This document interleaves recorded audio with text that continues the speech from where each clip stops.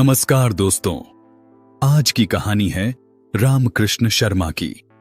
वो पिता जिसने अपने बच्चों से झूठ बोला कि उसे खाना नहीं चाहिए ताकि उनके बच्चों की खुशियां पूरी हों।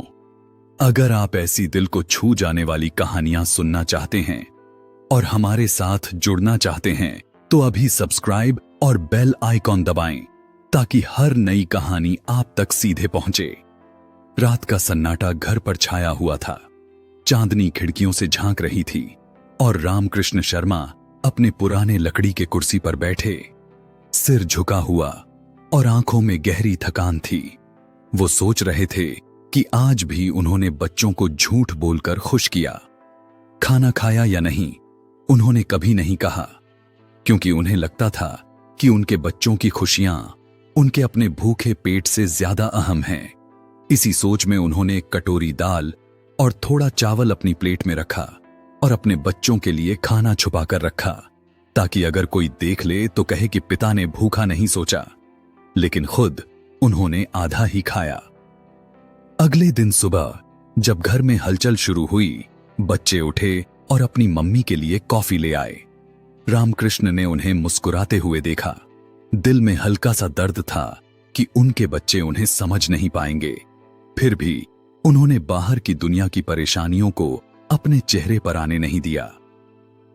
रामकृष्ण शर्मा हमेशा बच्चों के लिए ही जीते थे।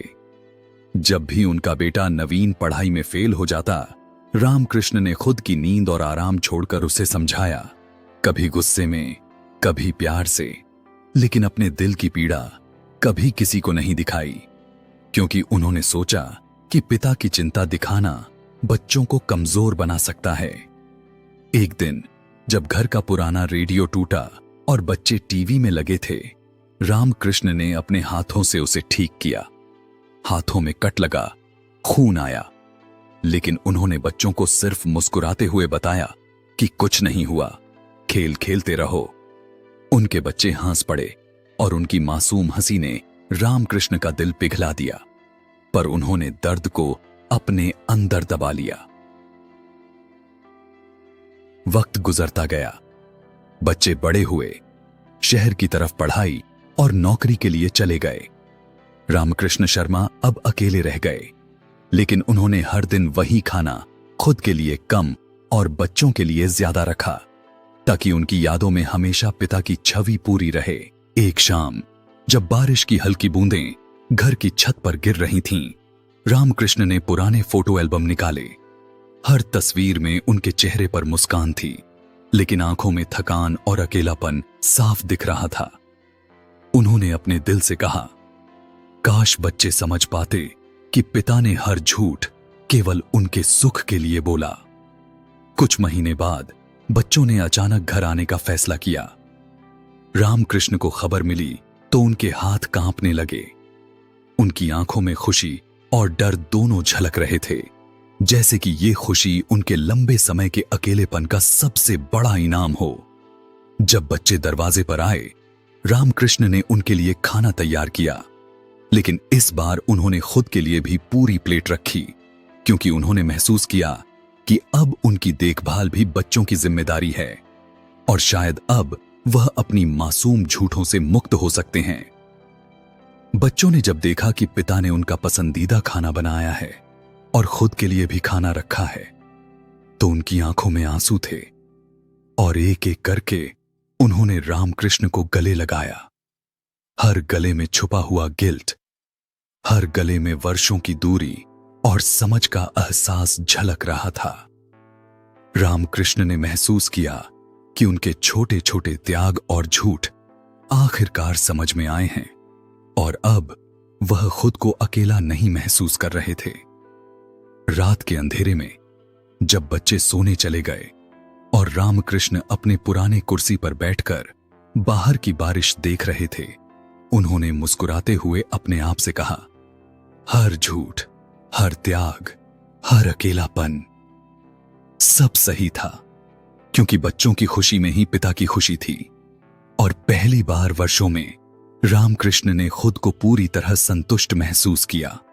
उनकी आंखों में सुकून और चेहरे पर एक हल्की मुस्कान थी, जैसे कि सारी दुनिया की खुशियां उनके अंदर समा गई हों।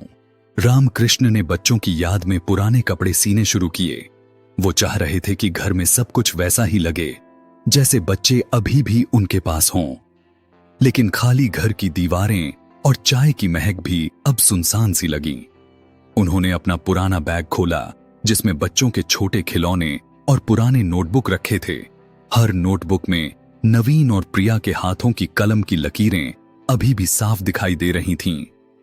रामकृष्ण ने उन्हें छूकर अपने दिल की धड़कनों को महसूस किया, जैसे कि हर चीज उनसे कह रही हो कि पिता, तुमने सही किया, लेकिन समय अब बदल गया है। एक दोपहर जब हवा में हल्की ठंडक थी, रामकृष्ण अपने पुराने पड़ोसी से मिले जो हमेशा बच्चों की शरारतों के बारे में बातें किया करते थे।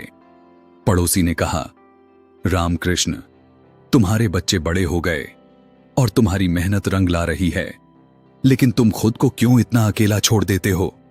रामकृष्ण ने सिर्फ मुस्कुराकर कहा, मैं खुश हूं। जब मेरे बच्चे खुश हैं, मुझे और क्या चाहिए? पड़ोसी ने हल्की झुंझलाहट के साथ कहा, लेकिन बेटे, अपनी खुशियों को भी जीना सीखो। रामकृष्ण शर्मा को लगा कि शायद उन्होंने सालों तक अपने सेल्फ सैक्रिफाइस के कारण खुद को भूल दिया है, लेकिन उनकी आदतें इतनी गहरी थीं कि वे खुद को बच्चों की खुशियों से ही बांध चुके थे। रामकृष्ण ने पुरानी डायरी में लिखा, आज मैंने खुद को भूखा रखा ताकि बच्चों को नया कपड़ा मिल सके। आज भी वही किया, लेकिन शायद अब उन्हें समझना चाहिए कि पिता भी इंसान हैं। हर शब्द में उनका गिल्ट और प्यार झलक रहा था, और जैसे ही उन्होंने पन्नों को बंद किया, उनकी आंखों में आंसू थे, लेकिन चेहरे पर संतोष भी। उसी रात उन्होंने अपने पुराने घर की खिड़कियों से बाहर की रोशनी को देखा और महसूस किया कि हर छोटी छोटी खुशी, हर त्याग की कीमत समय के साथ बच्चे समझेंगे। कुछ हफ्तों बाद नवीन और प्रिया ने अचानक फोन किया कि वे घर आ रहे हैं।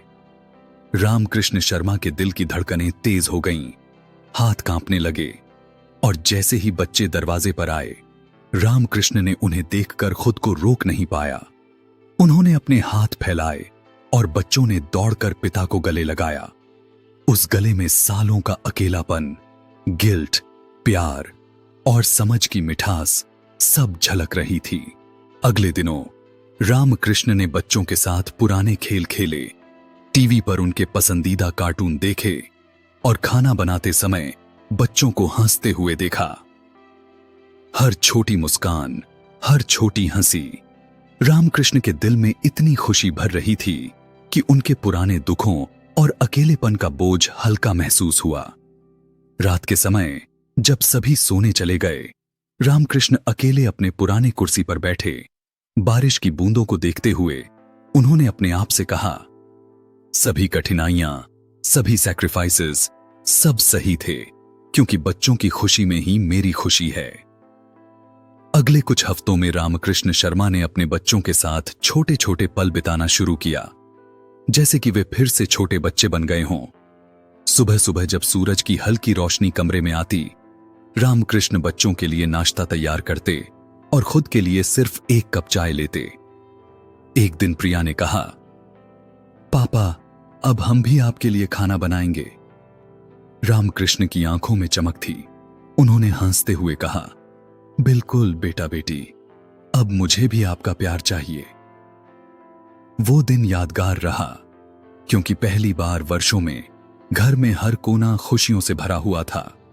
नवीन ने पुराने रेडियो को दोबारा चालू किया और उसके पुराने गाने बजने लगे। रामकृष्ण ने खुद को रोक नहीं पाया और बच्चों के साथ गाने गाने लगे। हर गाने में उनकी पुरानी यादें ताजा हो गईं। जब बच्चे छोटे थे और बारिश में भीगते थे, जब प्रिया ने पहली बार स्कूल में पुरस्कार पाया, और जब नवीन ने गलती करने पर अपने पिता की सलाह पाई। एक ट्विस्ट आया जब रामकृष्ण ने बच्चों को अपने पुराने डस्टबिन में रखे पुराने पत्र दिखाए जो उन्होंने बच्चों के स्कूल के दिनों में लिखे थे। हर पत्र में उनके प्यार, उनकी चिंता और उनके छोटे छोटे सैक्रिफाइसेस की कहानी छिपी थी। बच्चों की आंखों में आंसू थे और उन्होंने महसूस किया कि पिता ने हर दिन, हर पल अपने लिए नहीं, बल्कि उनके लिए जिया। नवीन ने धीरे से कहा, पापा, हम अब समझ गए हैं कि आपने हमारी खुशी के लिए कितनी कुर्बानी दी। प्रिया ने कहा, हम आपको कभी दुखी नहीं देखना चाहते।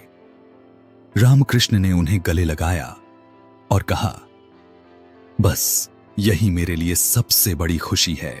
फिर अचानक ट्विस्ट आया जब रामकृष्ण के पुराने पड़ोसी ने उन्हें बताया कि शहर में उनकी बहादुरी और प्यार के किस्से सुनकर लोग प्रेरित हो रहे हैं।